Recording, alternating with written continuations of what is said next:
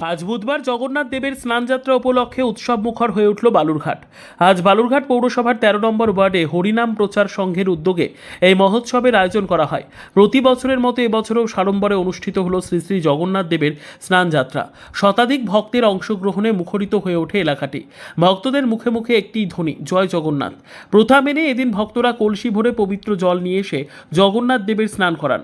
জল ঢালেন নারী পুরুষ নির্বিশেষে অসংখ্য ভক্ত। আজকের অনুষ্ঠানে বিশেষ অতিথি হিসেবে উপস্থিত ছিলেন বালুরঘাট পৌরসভার পৌরাধ্যক্ষ অশোক কুমার মিত্র। সঙ্গে ছিলেন স্থানীয় ওয়ার্ডের পৌর প্রতিনিধি অনুশ্রী মহন্ত। পৌরাধ্যক্ষ নিজেও স্নানযাত্রায় অংশ নেন ও জগন্নাথ দেবের মূর্তির ওপর জল ঢালেন। হরিনাম প্রচার সংঘের এক সদস্য জানান, বছরের এই দিনটির জন্য আমরা অধীর আগ্রহে অপেক্ষা করি। জগন্নাথের স্নান মানে শান্তি, ভক্তি ও আনন্দের মেলবন্ধন। সম্প্রতি দীঘায় তৈরি হয়েছে শ্রী শ্রী জগন্নাথ দেবের ধাম, যার উদ্বোধন করেন মুখ্যমন্ত্রী মমতা বন্দ্যোপাধ্যায়। সেই আবহেই রাজ্যের বিভিন্ন প্রান্তে জগন্নাথ স্নানযাত্রা ঘিরে তৈরি হয়েছে উৎসবের পরিবেশ। বালুরঘাটেও তার ব্যতিক্রম নয়। আকাশে বাতাসে যেন মিলেছে এক ভক্তিময় সুবাস জগন্নাথের নামেই।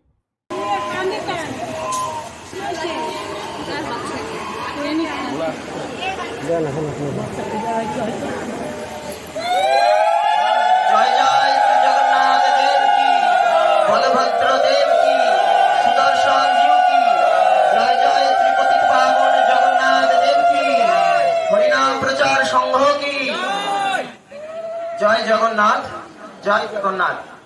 এখন আমাদের মাঝে বালুরঘাট পৌরসভা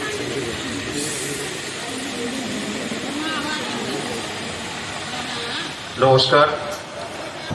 যে হরিনাম প্রচার সংঘ এবং প্রভু শশীমোহন দাস, উনি দীর্ঘদিন ধরে নিষ্ঠা ভক্তি সহকারে এখানে জগন্নাথ দেবের শুধু আজকের এই স্নানযাত্রা অনুষ্ঠান নয়,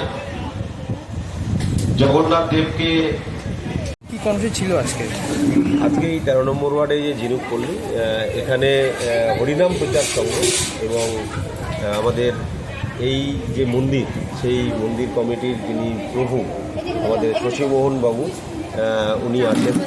তো ওনার প্রচেষ্টায় এবং এই মন্দির কমিটির পরিচালনায় ব্যবস্থাপনায় প্রতি বছরই জগন্নাথ দেবের স্নানযাত্রা অনুষ্ঠান অনুষ্ঠিত হয়।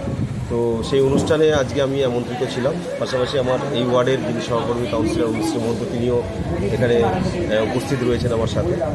দেখতেই পাচ্ছেন যে প্রচুর ভক্তের সমাগম এখানে ঘটেছে এবং প্রচুর ভক্ত এখানে স্নানযাত্রায় অংশগ্রহণ করেছে।